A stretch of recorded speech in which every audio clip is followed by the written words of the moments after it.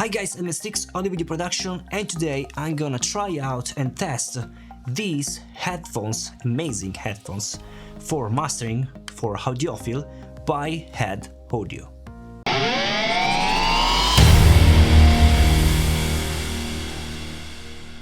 So this is the first video where I test headphones, so the first video of this series, and I want to start the test with a great headphones. These are the headphones by HEDD Audio, cost around 16,000 bucks. It's a lot, but it's really great. Are headphones made for audiophiles purpose. For mastering, I use these headphones for mastering. The sound is really clear, really detailed, really linear. I really like these headphones, but let's test it. Since this is the first video, I just want to introduce you how I test all the headphones, and of course all the headphones tests will be run in the same mode. So I'll use same 4 different songs, one rock metal, one epic cinematic, one simply electronic, and the other one dubstep, so to cover all the sounds and all the dynamics in music reproduction. So the songs will be reproduced by my PreSonus Studio 192 audio interface, sent to the headphones, and the headphones will be placed over this. This is basically a binaural microphone. There are microphones inside these fake ears, really high quality silicone ears. Inside there is a Primo microphone, the EM272 series, and then will be captured by the Sony that I'm using right now, the Sony A7R3, and then of course I analyze all in PreSonus Studio One. This is the routing, and all my tests, these headphones and all future headphones will be compared to my own Beyerdynamic DT700 Pro headphones, which are this one. This is an amazing but really cheap headphones I use every day for mixing, not for mastering, but for mixing. So this will be my reference. And without further ado, let's start the test. You will listen the song, there will be maybe 4 minutes of sounds, and then I'll let you know my opinion.